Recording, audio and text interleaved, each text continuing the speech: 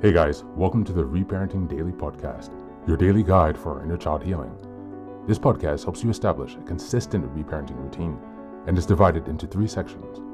The first is a daily reading, the second is a discussion of that reading followed by suggested journal prompts, and the last section is a peaceful meditation for closing.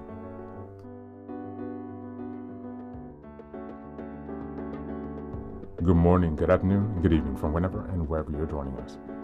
I'm so glad that you're here as we continue on this journey of self-expansion and growth. If this is your first time, welcome.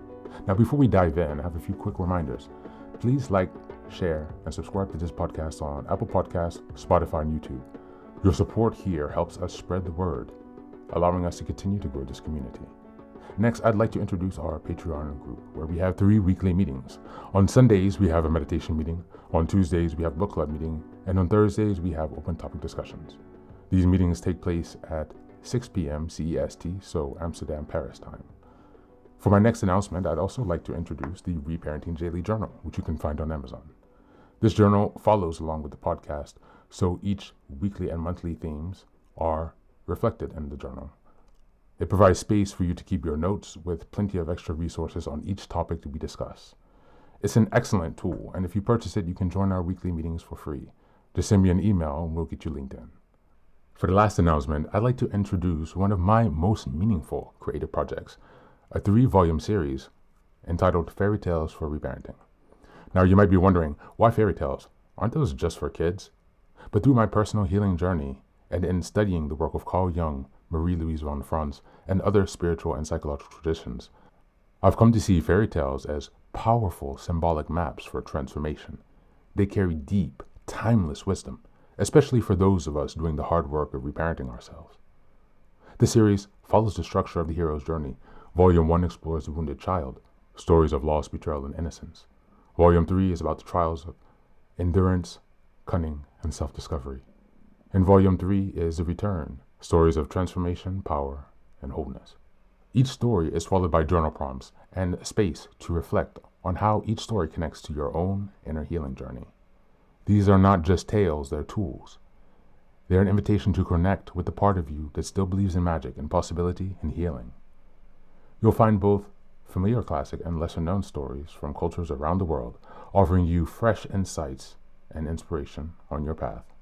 All 3 volumes are now available on Amazon. Your support means so much to me, not just for this project, but for the larger mission of helping myself and others reconnect inwardly.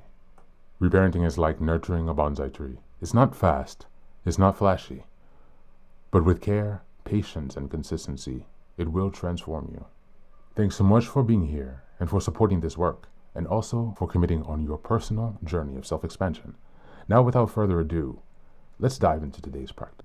Today, we're listening to a lecture by Dr. Tracey Marks. She's a psychiatrist with a YouTube channel, so you can click on the link in the show notes to listen to the complete show. We'll just be listening to a portion.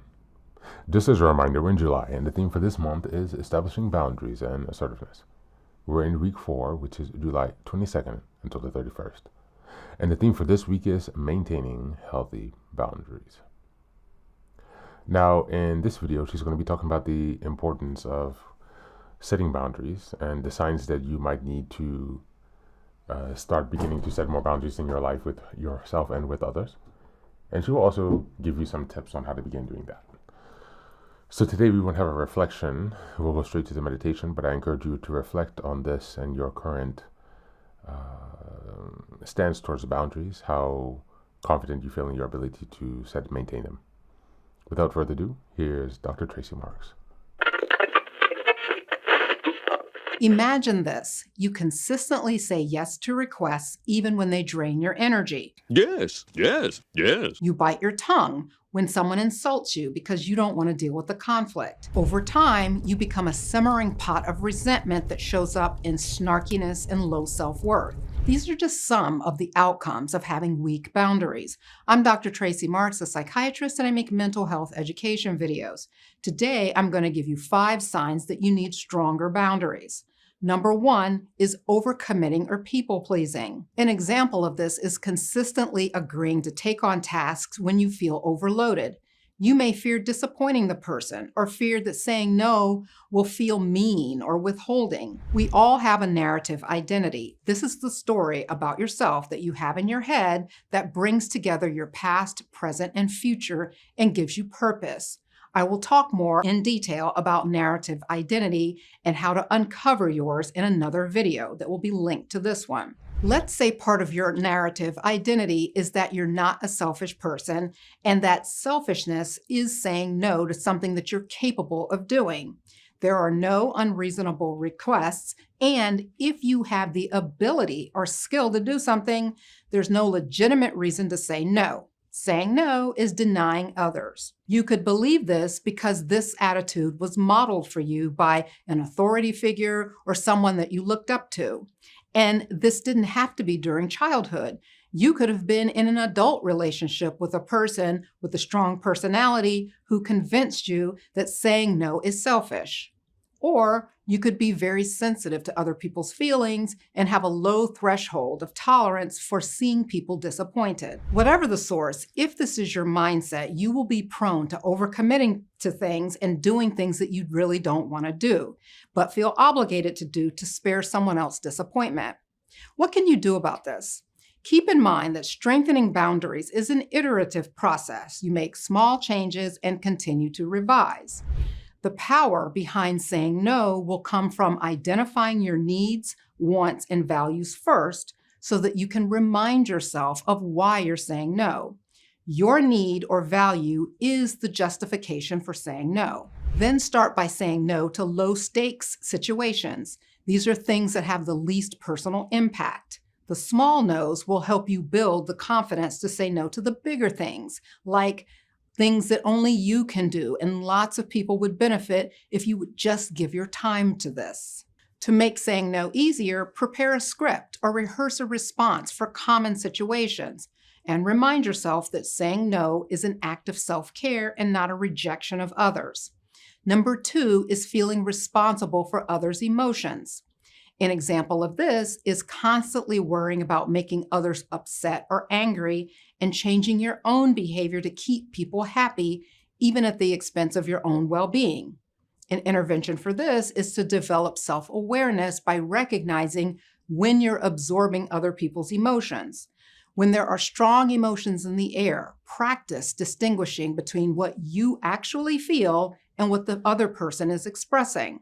You'll need to remind yourself that you're not responsible for how others feel. Number 3, being unable to express your personal needs or opinions. So in a relationship, you don't express your desires or opinions. You go along with what the other person wants, neglecting your own needs. And this is pretty common if you're conflict avoidant. You'd rather go along with what the other person says than challenge them or ruin the mood with your contrary opinion. Here's one thing you can do. Start by identifying your own needs and opinions in private through journaling or self-reflection or through the narrative identity exercise that I'll talk about next week. Think of opinions that you've held back on expressing for fear of starting an argument or being judged. Practice spontaneously voicing these opinions around people who are supportive and open-minded, so they won't mind you saying these things and give you the space to do so. This practice will help you build up to expressing them in situations where you can't predict the reactions. Number 4 is feeling guilty when prioritizing yourself. And this is related to being unable to say no, but this is specifically around the issue of putting yourself first when you do say no or think about saying no. An example is feeling a ton of guilt when you set aside time for self-care or personal interests. You don't feel good about doing that because you believe it's a waste of productive time or selfish not to be available to others. Here's an example. Let's say you're an accountant by trade, and during tax season, when you're working long hours, your friend asks you to give them a call later this evening so they can run some ideas by you regarding their taxes before they meet with their accountant. Or worse, your good friend asks if you don't mind giving their sister some advice, and you're not friends with their sister. Now, at the end of the workday, you're exhausted and you need downtime. The last thing you want to do is come home and spend an hour on the phone talking business with someone as a favor to a friend. You say no so that you can come home and watch television, but you can't enjoy it very much because you feel guilty that you're choosing television over your friend's request. What you can do here is challenge the validity of your guilt-inducing thoughts and replace them with affirmations that emphasize the importance of self-care. Recognize that taking care of yourself enables you to be more present and supportive of others. Number 5 is sharing personal information too quickly or with the wrong people. In this scenario, you overshare personal history or secrets in inappropriate settings or before you've established trust. A solution here is to develop a checklist of what information you are comfortable sharing, with whom, and under what circumstances. To help you get started, here are some topics to think twice about before disclosing.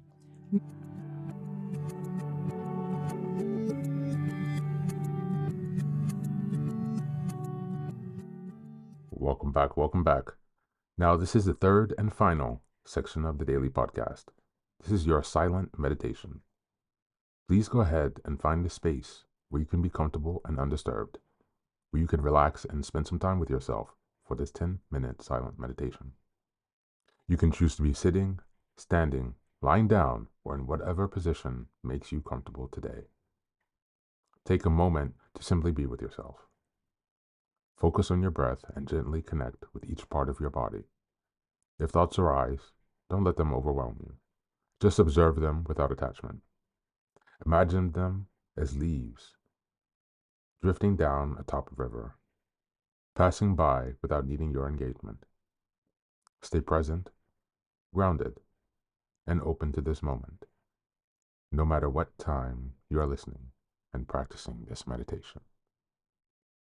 Namaste.